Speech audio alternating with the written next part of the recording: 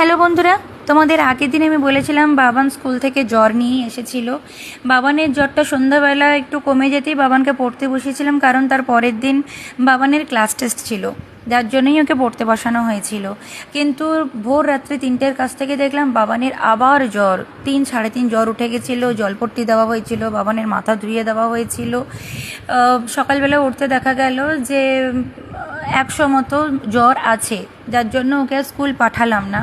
তো পড়তেই বসছিল বাবান, একটু পড়ে টড়ে উঠে আমি বাবানকে বললাম যে তুই একটু শুয়ে থাক, একটু রেস্টে থাক। কিন্তু বাবান এত ছটপটে, এতই দুরন্ত যে ও একা একা শোবে না বলেই উঠে এসে রান্নাঘরে বসছিল। আর ওর এই রকম সমস্ত কার্যকলাপ দেখলে কেউ কি তোমরা বলবে বলো যে বাচ্চাটা অসুস্থ বলে? কিন্তু আমরা জানি যে বাচ্চাটা কতটা অসুস্থ। যাই হোক, বাবানকে আমি এটাই বলছিলাম যে কি একটু সুবিধা। ও বলছে যে তোরা কেউ নেই তো আমি একা একা বিছানায় শোবো না, যার জন্য রান্নাঘরে এসে বসছিল। আর মায়ের সাথে এই নিয়ে এক প্রস্ত ঝগড়াও হয়ে গেল। যেহেতু রাত্রি 3টা থেকে আমি আর মা জাগা আছি, মায়ের শরীরটা কিন্তু খারাপই হচ্ছিল। আমি মাকে বলছিলাম যে তুমি একটু শুয়ে পড়বে, যাও, রান্নাটা আমি করে ফেলছি। না, আমার মা আমাকে রান্না করতে দেয় না। আমার মা একটা কথাই বলে, যতদিন বেঁচে আছি আমি আমার রান্না করব।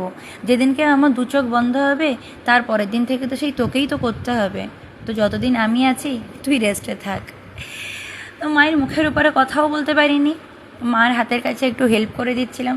এরপর মা এসে যেই না একটু সোফাতে বসছিল, আমি মায়ের কোলে এসে শুয়ে পড়তেই বাবানের সে কী হিংসে, আমাকে মায়ের কোলে শুতে দেবে না বলে আমাকে এইরকমভাবে জ্বালাতন করছিল যে তুই উঠে যা, এটা আমার মায়ের কোল, আমি মায়ের কোলে শুবো। 10:30টার দিকে বাবানকে খাইয়ে দিয়েছিলাম। বাবান খেয়ে সোফাতে শুয়েছিল। 11টার দিকে যখন আমরা খেতে বসছি, বাবান সোফাতে শুয়ে শুয়েই বলছে আমার চোখটা জ্বালা করছে। আমরা তখনই বুঝতে পেরেছিলাম যে বাচ্চার আবার জ্বর উঠছে। মানে আমরা খেয়ে উঠতে না উঠতেই দেখলাম বাবানের আবার সেই 2-2.5 জ্বর উঠে গেছিলো। কালকে মানে মেনুতে খুবই সিম্পল ছিল, উচ্ছে ভাজা ছিল, একটা 5 মেশালি তরকারি ছিল, আর আমুদি মাছের ঝালটা ছিল, সাথে ছিল পাকা আম। তো ঝটপট আমরা খাওয়া দাওয়া করি। বাবানকে যখন থার্মোমিটার দিয়ে দিই, দেখি সেই 2 জ্বর। আবার সাথে সাথে বাবানকে মাথাতে জল ঢালা হয়েছিল। আমরা মানে 1-এর ওপরে জ্বর উঠে গেলে কিন্তু বাবানের মাথাতে আমরা জল ঢেলে দিই, কারণ ও অসুস্থ হয়ে পড়ে।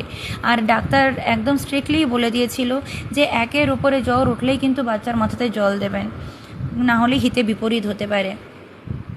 তো এবারে বিকেলবেলা স্কুল থেকে সাজেশন দিয়ে দিয়েছিল। আমি স্কুলে ম্যাডামের সাথে কথাই বলে নিয়েছিলাম। ম্যাডাম বলেছিলেন যে যেহেতু ক্লাস টেস্ট দিতে পারলো না সংকেত, তো সংকেতের জন্য আমরা কোশ্চেন পাঠিয়ে দেব, ওটা যেন খাতাতে মানে কোশ্চেনটা খাতাতে তুলে যেন সংকেতকে দিয়ে দেওয়া হয়। সংকেত একা একা ক্লাস টেস্টের খাতাতে ও অ্যান্সার লিখে পরের দিন স্কুলে জমা দিয়ে দেবে।